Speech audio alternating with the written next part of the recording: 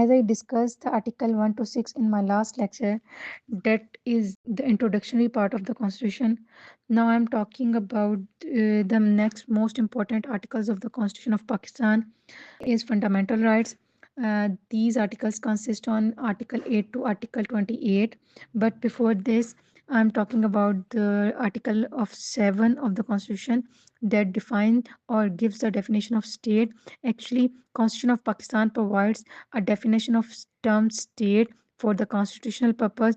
The term state includes the federal government, Majlis Shura, the provincial government, the provincial assembly, and such local and other authorities or other institutions or bodies performing public functions under the authority of law. It means कि तमाम वो level of the government जिन पर जिनके पास इख्तियारात हैं to perform, to legislate for the betterment or performing the public functions, but under the authority of law, कानून के तहत उनके पास इख्तियार है उनको perform करने का और authorities लॉ मेकिंग का और उनको इम्प्लीमेंटेशन और इंटरप्रिटेशन करने का वो तमाम के तमाम क्या हैं, किस कंडीशन में आएंगे, किसको डिफाइन करेंगे, डेफिनेशन ऑफ स्टेट को। तो अब हम चलते हैं फंडामेंटल राइट्स पर। The constitution of Pakistan ensures the protection of fundamental rights under the part 2 chapter 1 article 8 to 28, which are designed to safeguard the individual freedom and provide protection from arbitrary actions by the state or authorities. It mean कि state जो है वो fundamental rights को secure करती है, protection देती है from किसी भी ऐसे individual और अथॉरिटी और किसी भी स्टेट इंस्टीट्यूशन की तरफ से अपनी मर्जी से अपनी मनमानी के तहत कोई भी लॉ मेकिंग करने से या अपनी कोई मनमानी के तहत कोई भी ऐसे एक्शंस लेने की जो कि स्टेट के सिटीजन्स के फंडामेंटल राइट्स के अगेंस्ट होगा।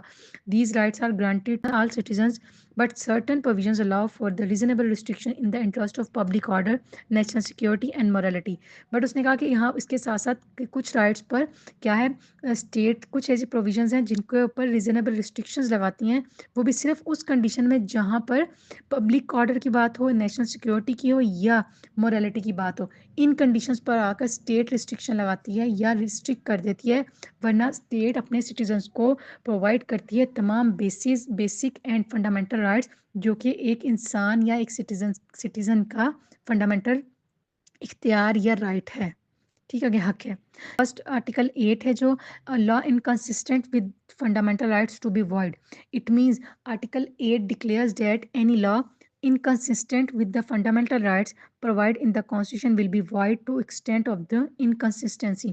It means कोई भी ऐसा कानून जो कि फंडामेंटल राइट के अगेंस्ट होगा या फंडामेंटल राइट्स की को वायलेट करेगा, डैमेज करेगा या इनकंसिस्टेंट होगा उसके साथ, तो वो ऑटोमेटिकली वॉइड हो जाएगा, वो ख़त्म हो जाएगा।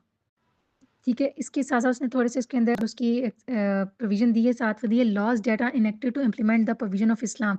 इट मीन्स बट जो इस्लाम की प्रोविजंस की बात कर रहा होगा, जो बेसिस ऑफ द आइडियोलॉजी के साथ रिलेट कर रहा होगा और कॉन्स्टिट्यूशन से रिलेटेड होगा in with accordance the constitution, तो वो क्या है, वो इनवैलिडेट नहीं होगा। लेकिन उसके अलावा जो भी फंडामेंटल राइट्स के अगेंस्ट कोई ऐसा कानून पास किया जाएगा जो कि डैमेज करेगा फंडामेंटल राइट्स को या उसकी एग्जिस्टेंस को या इनकन्सिस्टेंस होगा फंडामेंटल राइट्स के साथ, वो ऑटोमेटिकली वॉइड हो जाएगा। Article 9 that is discussed about the security of a person. It means article 9 guarantees the right of life and personal liberty, ensuring that no individual can be deprived of life or personal liberty except by the law. इसका मतलब क्या है कि हर इंसान के पास क्या है, constitution guarantee देता है किस चीज़ की, उसकी राइट ऑफ लिबर्टी का और पर्सनल लिबर्टी का। इट मीन्स लाइफ भी और लिबर्टी भी is a fundamental right of a citizen और द ह्यूमन बीइंग। इस बेसिस पर और ना इसके साथ साथ ना ही किसी इंडिविजुअल को डिप्राइव ऑफ किया जाएगा किससे, उसकी लाइफ और उसकी लिबर्टी से, except by the law. In terms के किसी बेसिस पर कोई क्रिमिनल है उसको सजाए मौत दी जा रही है या फिर उसको सजा सुनाई पनिशमेंट सुनाई जा रही है जिस बेसिस पर उसको 10 साल 20 साल 5 साल 7 साल जिस भी ग्राउंड्स पे होगी, तो उसको उन कंडीशन की बेसिस पर अगर कुछ चीज़ों में उसको रिस्ट्रिक्ट किया जा रहा है वो भी कानून के मुताबिक होगा। इसका बेसिक पर्पज कहने का क्या है कि जो भी प्रोटेक्शन होगी किसके अगेंस्ट, जो आर्बिट्री डिटेंशन होती है, अपनी मर्जी से किसी भी बेसिस पर किसी को बेजा किसी तरह का जुल्म या किसी भी ऐसी कोई टर्म्स या कंडीशन अप्लाई कर देना, तो उससे प्रोटेक्ट करती है कौन सा article, security of a person, article number 9। Next one is article 9A जो कि 26 अमेंडमेंट 2024 में इसको ऐड किया गया है कॉन्स्टिट्यूशन ऑफ पाकिस्तान में, clean and healthy environment. This article is related to the health and clean environment for the people. It means clean and healthy environment, environmental life is the basic necessity of everyone.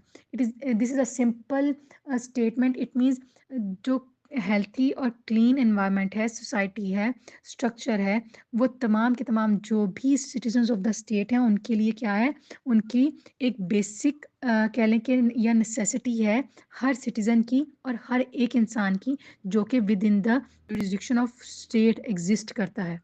Next one है जी article number 10, safeguard against the arbitrary arrest और detention.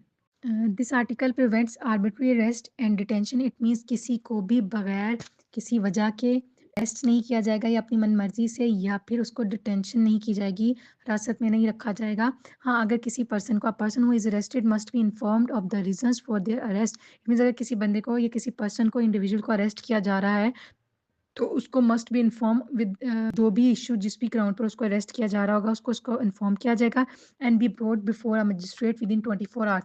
और जब उसको arrest कर लिया जाएगा, उसको डिटेंट कर लिया जाएगा, तो उसके बाद उसको विद इन 24 आवर्स मजिस्ट्रेट के सामने पेश करना या उस मजिस्ट्रेट के सामने हाजिर करना लाजमी है.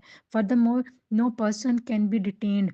किसी भी पर्सन को डिटेन्ड नहीं किया जा सकता मोर देन 90 डेज, 90 दिन से ज़्यादा, but without the review of an advisory board. हाँ, अगर 90 दिन से ज़्यादा अगर किसी को रखा जा रहा है तो उसके लिए प्रॉपर क्या है, एक एडवाइजरी बोर्ड की तश्कील दी जाती है जो कि प्रॉपर इन्वेस्टिगेशन करता है, बताता है कि इस बेसिस पर ये सस्पेक्ट है या इससे हमें ये इन इन्वेस्टिगेशन के बाद हमें ये चीज़ें सामने आई हैं जिसकी बेसिस पर हम इसको और कस्टडी में रखना चाहते हैं, हिरासत में रखना चाहते हैं पूछगछ के लिए, इन्वेस्टिगेशन के लिए, जिस भी टर्म्स में. तो वो बाकायदा क्या है, एडवाइजरी बोर्ड उसको सारी रिपोर्ट तैयार करेगा और उसको सबमिट करवाएगा और उसी रिपोर्ट की बेसिस पर आगे क्या है, फर्दर उसकी डिटेंशन को बढ़ाया या कम किया जा सकता है. और इसके अंदर एक और चीज़ कि इसके साथ साथ उसको, जिस भी बंदे को डिटेस्ट किया जाएगा उसको क्या है, प्रॉपर राइट होगा अपनी लीगल टीम, प्रैक्टिशनर या अपने लिए किसी भी लॉयर या एडवोकेट से या अपनी कमेटी के साथ बातचीत करने का, अपने केस को आगे प्रोसीड करने का. ठीक है, उसके बाद आ जाता है जी आर्टिकल नंबर 10A जो कि बात करता है राइट ऑफ फेयर ट्रायल की. 10A है जी right of fair trial which ensure the right with a fair trial. It guarantees that every person has access to a competent, independent and impartial tribunal or court for the protection of their rights. It means कि हर person के पास right है for the fair and free trial का, जो कि constitution guarantee देती है कि हर person अपने उसके पास असेस है किसकी, कॉम्पिटेंट, इंडिपेंडेंट, इम्पार्शियल स्ट्रक्चर की, कोर्ट्स की, जो कि प्रोटेक्ट करेगा उसके फाइट को. और इसके साथ साथ fundamental protection that ensures judicial independence and guarantee a just and fair process in legal proceeding. It means उसको प्रॉपर जो डील किया जाएगा, जो भी डिसीजन लिया जाएगा, जो भी एक्ट किया जाएगा फेयर ट्रायल के ग्राउंड्स पर, दोनों पार्टीज को जो भी या जो भी जिस भी बेसिस पर केस चला होगा उनको क्या है, फेयर एंड जस्ट प्रोसेस के बेसिस पर लीगल प्रोसीडिंग को कंटिन्यू किया जाएगा. Next one is article 11, slavery, forced labor and child labor. Article 11 prohibited slavery and forced labor with specific provisions against child labor.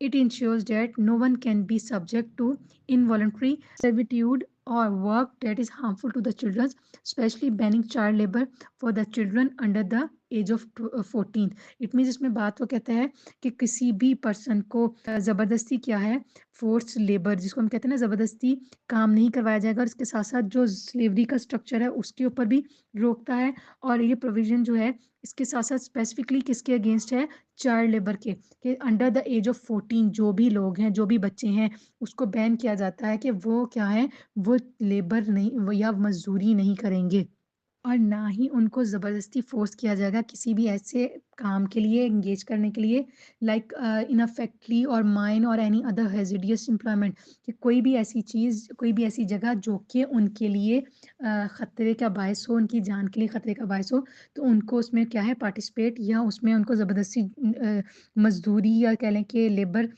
या फोर्स्ड लेबर या child labour को नहीं promote किया जाएगा. Article number 12 discusses the protection against double punishment or self-incrimination. It means no person or no individual try twice for the same offense. It means this article prevents double jeopardy. It means किसी भी person को एक एक ही crime के लिए, एक ही जुर्म के लिए 2 दफ़ा या से ज़्यादा दफ़ा सज़ा नहीं दी जाएगी। A person can not be tried twice for the same offence. किसी एक ही जुर्म की सज़ा में उसको एक से ज़्यादा दफ़ा नहीं इसको सज़ा दी जाएगी। It also safeguard individuals from being forced to testify against themselves, protecting them from self incrimination. Means कि किसी इंडिविजुअल को, किसी भी फर्द जो कि इस तरह के किसी क्राइम में होगा, तो उसको फ़ोर्सफुली ये नहीं कहा जाएगा कि वो अपने खिलाफ खुद गवाही देने पे मजबूर हो कि वो उसने जी ये एक्ट किया है या ज़बरदस्ती उससे वो गवाही दिलवाई जाए। तो ऐसा कोई भी एक्ट क्या है आर्टिकल 12 के तहत उसको इस चीज़ से ज़बरदस्ती या पनिशमेंट के तौर पर और सेल्फ इंक्रिमिनेशन की बेसिस पर उसको रोका जाएगा। आर्टिकल नंबर 13 बात करता है protection against x post facto laws. It means कि कोई भी person, no individual can be convicted of an offense that was not recognized as an offense at the time it was committed. It means किसी भी person को उस structure में या उस basis पर सजा या साबित नहीं होगा कि वो जिस टाइम में उसने वो offense किया था, लेकिन उस टाइम जिस जिस टाइम पीरियड में वो offense कह लें कि परफॉर्म हुआ गया या उस टाइम पीरियड में जिस टाइम पीरियड में वो कमिट हुआ, तो उस टाइम में उसको रिकग्नाइज ही नहीं किया गया था अंडर द लॉ कि वो एक क्राइम है। और ना ही additionally it forbids the imposition of harsher penalties for the crimes after they have been committed. कि ना उसके साथ साथ रोकता है आर्टिकल 13 के तहत कि किस चीज़ को, कि किसी के ऊपर भी ज़बरदस्ती या किसी के बेसिस पर ऐसी पेनल्टीज या फाइन नहीं किया जाएगा जो कि क्राइम की नौयत से ज़्यादा हो। आर्टिकल 14 जो बात करता है वो इनवॉल्बिलिटी ऑफ डिग्निटी ऑफ मैन है। इट मीन्स किसी भी सूरत में एक इंसान की डिग्निटी को इनवॉल्बल नहीं किया जाएगा, उसको डैमेज नहीं किया जाएगा। Article 14 upholds the inviolability of human dignity. It prohibits torture, cruel treatment and punishment, ensuring that no person's dignity is violated. It means कि उसने कहा कि आर्टिकल 14 क्या है, रोकता है टॉर्चर को, क्रूअल ट्रीटमेंट को, पनिशमेंट को, जो कि किसी भी पर्सन की डिग्निटी, उसकी रिस्पेक्ट को डैमेज करा हो या वायलेट करा हो। इसके साथ साथ it mandates that dignity of individual should be respected and any violation is prohibited. कि क्या है, लाजमी क्या है या प्राइमरी पर्पस है किसका, द फंडामेंटल राइट्स, कि dignity of individual should be respected. उसको उसकी जो उसकी रिस्पेक्ट है, जो उसकी डिग्निटी है, उसके अकॉर्डिंगली ही उसको डील किया जाएगा। किसी भी पर्सन को किसी भी ऐसे ग्राउंड पर उसकी के स्टेटस की बेसिस पर, किसी भी स्ट्रक्चर की बेसिस पर उसको डील नहीं किया जाएगा। लेकिन अंडर द आर्टिकल 14 तमाम पर्सन्स को क्या है, इक्वली ट्रीट किया जाएगा।